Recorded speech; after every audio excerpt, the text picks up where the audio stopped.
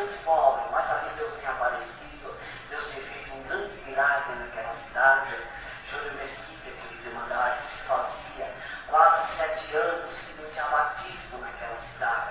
Deus fez uma promessa que ia mexer com o coração do povo, mas Deus tinha que fazer um reboliço naquele lugar, e Deus falou que tinha que provar alguém naquela cidade. Assim eu agradeço a Deus que aquela palavra vem se cumprir comigo, da casa do meu pai, 5, desenganado na medicina.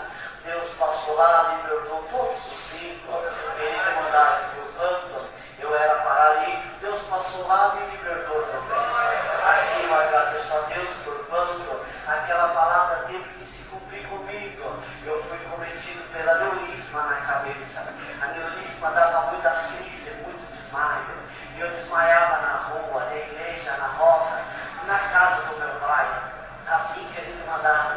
E por eu desmaiar muito, aonde eu caía, ali o meu corpo machucava bastante. E os médicos de Marília achou por bem fazer uma tomografia da cabeça para localizar onde estava a neurisma.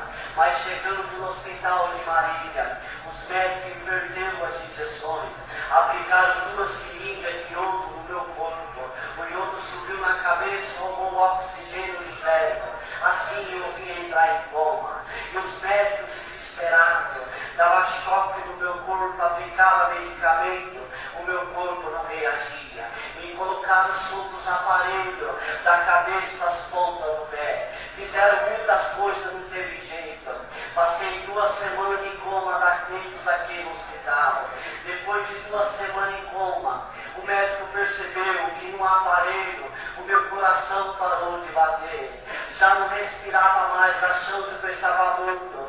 Desligaram daqueles aparelhos. Chamaram minha família, meu pai chegando no hospital, junto com a minha irmã mais velha. E o médico dizia para o meu pai: leva o corpo do teu filho, porque ele entrou em óbito, não tem mais vida. Minha irmã, que estava junto com meu pai, achando que eu estava morto, ligou para a funerária e encontraram o caixão.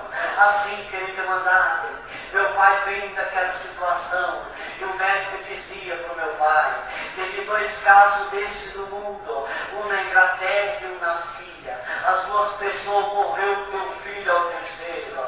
Porque ele dizia para o meu pai: a química que nós aplicamos no corpo do teu filho é muito forte. Dentro de minuto, come todas as retinas do olho e as cordas vocais. Além do teu filho estar morto, ele está cego e mudo. Mas o meu pai foi se contendendo com o médico. E o médico dizia para o meu pai: no hospital nós usamos esse remédio naquela pessoa que nem bebe nem morre, para não ficar sofrendo e nem vegetando. A família assina o laudo, nós aplicamos na pessoa, a pessoa vai dormir mais cedo. Era para aplicar em alguém, erramos e aplicamos no teu filho. Leva o corpo dele porque ele está morto, não volta mais. Mas querida irmandade, o médico foi percebendo que o meu pai estava bastante nervoso. Pediu que colocasse no andar de cima no hospital. Me colocaram sobre os aparelhos novamente, da cabeça às pontas do pé. Dentro do nariz da boca aplicaram medicamento, meu corpo não reagia. Chamaram meu pai novamente. Leva o corpo do rapaz porque ele está morto, não volta mais. Mas querida irmandade, quando o médico se retirou de dentro do meu quarto, entrou para dentro do consultório para fazer o atestado de óbito, mas de repente eu abri o olho dentro do hospital, arranquei aqueles aparelhos que estavam no meu corpo. Uma enfermeira na minha frente, eu dizia: enfermeira, o que eu estou fazendo aqui dentro? A enfermeira, bastante assustada, ela correu e chamou meu médico. Doutor, aquele moço que estava morto voltou novamente.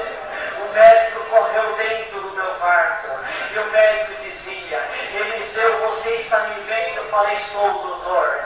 Ele falou: você é crente? Eu falei: eu sirvo a Deus na congregação cristã do Brasil. Assim, querida irmandade, e o médico dizia: agradeça a Deus porque é um milagre, porque não era mais para você voltar em vida. Mas se caso acontecesse um milagre, de você voltar em vida, você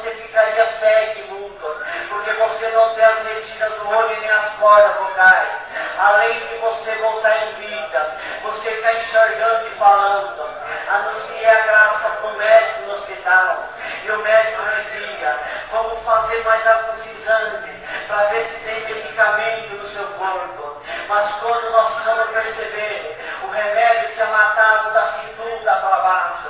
Já não sentia mais nada, chamaram uma equipe médica, especialista nessa parte. Os médicos chegando no hospital, eles queimavam minha perna, dava choque, pegavam uma agulha semelhante de costurar saco, atravessava de um lado no outro, a minha perna não reagia. Assim me trouxeram para Campinas, da Unicamp, mandaram para Presidente Prudente, vários hospitais. Não teve jeito, chamaram a minha família de novo. Eliseu escapou da morte, mas não escapou da cadeira de roda. Mesmo que se levar para outros países, nunca mais se movimenta. Assinou o laudo e entregou na mão do meu pai. Olhando para o lado da parede, comecei a chorar. O médico bateu a mão no meu ombro e dizia: Eliseu, lá em cima nós sabemos que existe um maior do que nós. Se algum dia você conseguisse movimentar alguma coisa, volta aqui falar para nós. Eu falei: doutor, vai chegar um dia que eu vou passar aqui para falar com vocês, porque na cidade pobre de Júlio Mesquita, Deus mandou a palavra que ia fazer o milagre. Assim que ele me mandaram, me colocaram numa cadeira de roda, me mandaram para Júlio Mesquita, uma cidade pequena, todo mundo conhece todo mundo, a cidade que vieram chorar junto com nós. Mas querido demandante, duas filhas pequenas, uma de 3 para 4 anos de idade, outra de 6 para 7 anos, chorava junto comigo. Mas querido demandante, se fazia 12 anos de casado, mas quando eu fui parar em cima de uma cadeira de roda, aqueles 12 anos de casamento começou a se desmanchar. A que era minha companheira já não era mais a minha companheira. A que disse que me amava já não me amava mais. Não dava banho em mim, não trocava eu de roupa. E também não fazia o de comer. Muitas das vezes quando saía para fora da minha casa, lá não era calçada de terra, sujava os pneus da cadeira de roda. Quando eu voltava para dentro da sala, no meio da sala ficava o sinal da cadeira. Ali ela me batia com fio de ferro. Quando a minha filha via aquilo, entrava na frente, machucava a minha filha também. Quando nós escondíamos o fio de ferro, ela me batia com cabo de vassoura. Assim foi a nossa luta, a nossa guerra. Mas mesmo assim ela não suportou a prova. Pegou a criatura lá fora e foi embora do mundo. Deixou eu com 2 crianças pequenas. Eu falei: Senhor, e agora? Eu perdi metade de mim, perdi minha esposa e ela foi embora. Naquela hora Deus falou comigo: meu servo, a tua esposa foi embora, mas eu não fui, estou contigo e vou trabalhar. Assim, querido mandante, Deus entrou com nós naquela guerra. Nós minhas 2 filhinhas, dava banho em mim, trocava eu de roupa, porque minha mãe estava desenganada da medicina, meu pai desenganado da medicina, meu irmão mais novo estava com 15 dias no UTI aqui em São Paulo, meu irmão mais velho estava condenado à morte por causa do coração, mas estava Deus vindo na minha casa para poder me ajudar. Aonde eu não alcançava, a mais velha segurava uma escada, a pequena subia e pegava para mim. Na sua de Júlio Mesquita, na subida as 2 me empurravam na cadeira de roda, na descida, uma estava na frente, outra estava atrás, e assim nós descia. Mas foi se passando o tempo, se passou os anos, 5 anos sobre uma cadeira de roda, mas chegou em Júlio Mesquita uma passagem de ano, eu fui buscar uma palavra e dizia: Senhor, muitos entram o ano contente, alegre, festejando, e eu, como eu vou entrar paralítico numa cadeira de roda, Deus mandou a palavra no ano que se aproxima, eu entro na tua casa, eu cumpro a palavra. Assim, querido mandante, quando eu cheguei na minha casa, a cadeira de roda que estava comigo não era minha, era emprestada, era da minha ex-sogra, e por acontecer tudo aquilo, ela foi lá e tomou a cadeira de roda de mim, sem condições de comprar uma cadeira, e eu tinha que me arrastar pelo chão. Mas, querido mandante, na minha casa era um contrapiso, sobre as minhas pernas ficavam os vergões de sangue, mas Deus começou a trabalhar na nossa vida. Deus preparou uma cadeira de roda nova para mim.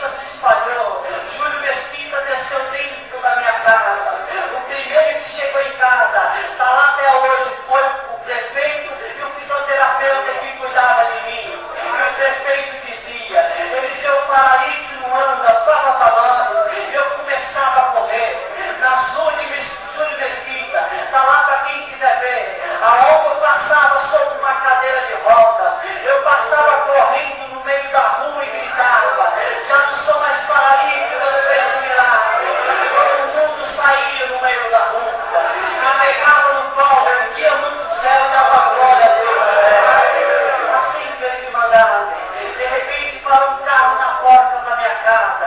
É o padre que está lá até hoje, chama Sebastião. E o padre dizia, Eliseu, eu fiquei sabendo do milagre. Eu posso dar um abraço? Falei, pode, padre. O padre me abraçou e eu abracei o padre. Deus abraçou nós dois com uma virtude.